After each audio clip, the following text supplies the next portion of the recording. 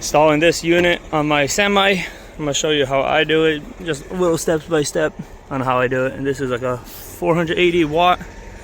It's a 5000 BTU, and it's gonna be from my semi on the back of the cab.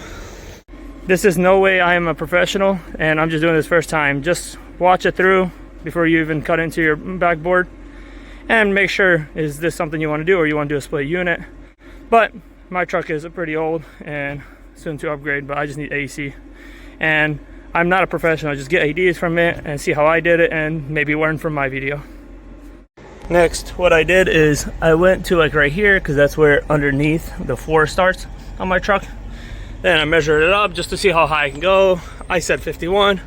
It came out perfect inside the cab. So now I measured the actual unit. It's 16 by 12 for me. I measured it out. I'm gonna cut out the blue part. You just cut it out. One thing I noticed on the Cascadia, your truck might be different, and if you're going to the same place, it will be same as mine, is it has a lip right here, and I had to cut it in half and then fold it and cut it again because my grinder is too small.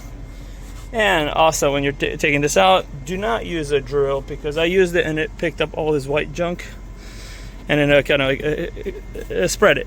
But for me, it don't matter. This truck is a work truck.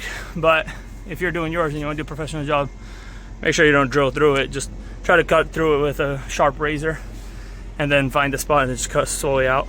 And from the inside, it's easier to cut it out than the outside. I took off the top piece. I punched in these on both sides with a hammer, and I cut off the lip at the bottom. Next, before you put it in, you want to paint it from rust. I painted it just so it doesn't rust, aluminum to metal, but that's what you would want to do actually before you put it in. So you're going to want to weather seal it. I use a clear one, and just to prevent the water from going in and out. It's kind of hard to see. Oh, there you go. I cut out the L's on everything, and I just put it on just so it holds it better.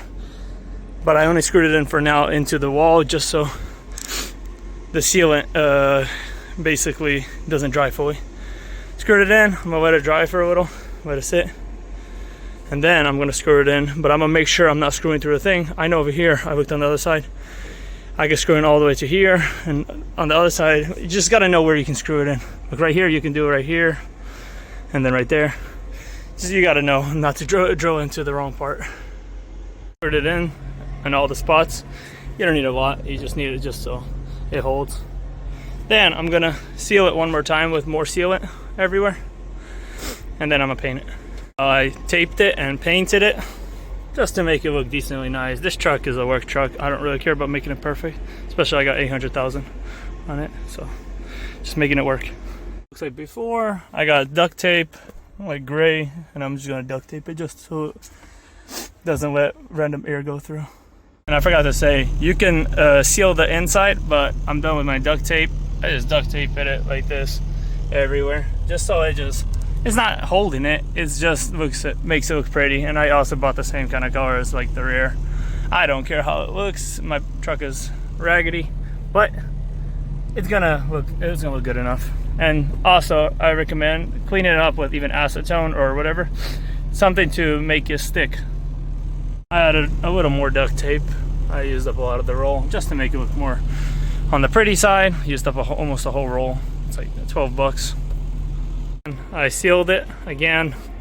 Not doing a perfect job, but I'm just showing this as a tutorial for you guys to get ideas from it. So when you make your own, you have more videos to watch before you do cut into your backboard. This is what it looks like, the after shot.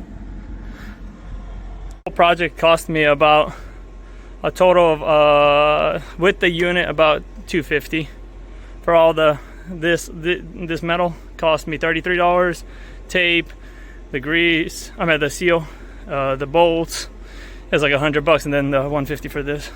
So it's a $250 job. This video has helped you to make a unit, or any ideas you got out of it that you thought was helpful. Leave a like and also subscribe, and also comment on what kind of other videos should I make. This is well needed. I live in South Carolina, and it's very hot whenever I go to Georgia to deliver, or Colombia, or even Florida. It's very hot down there, and I'm going to be carrying also a generator. I'll be posting all the links in the description on where I bought everything that I can find, and make your own unit work for you. All right, thank you for watching. You have a good one. This is it running. I connected to a generator that I have, and it's blowing nice cold air. I have it on high and high cool. It's blowing nice cold air.